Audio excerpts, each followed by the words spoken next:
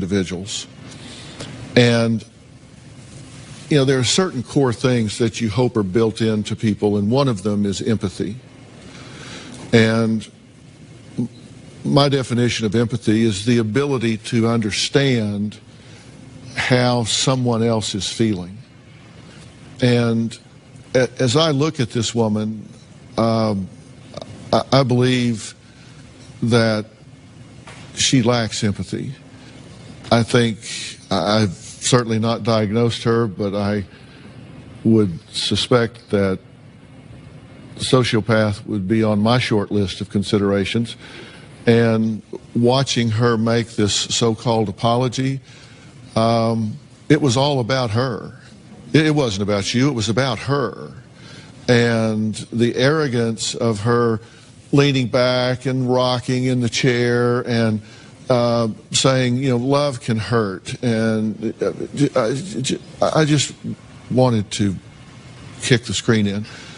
But I recognize that she is a very mentally ill person. I hope at some point that you find it within you to forgive her, not for her, but for you.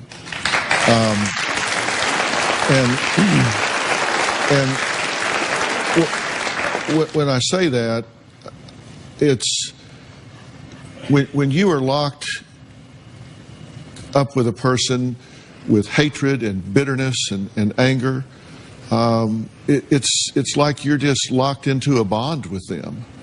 It's like you got your hands up and you're intertwined with them and you're just right here.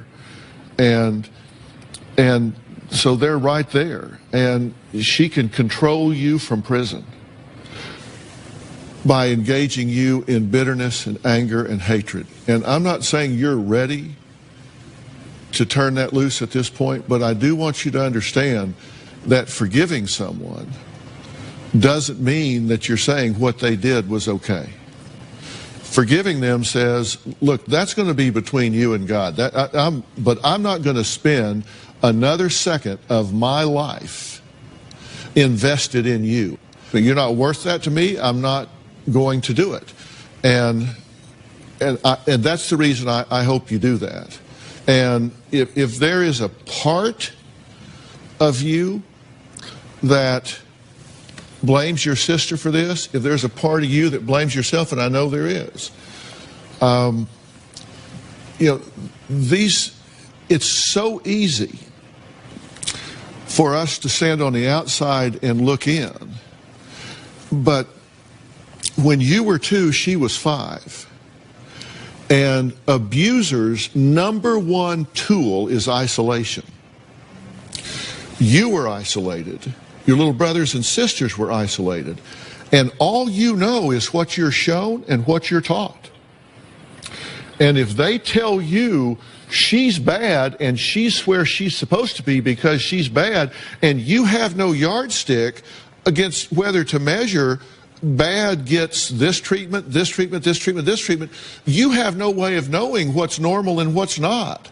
There was a normal in your house that was highly toxic, highly pathological, but you didn't go over to the neighbor's house, you didn't go somewhere that it was light and sunny and bright and healthy and have that to compare.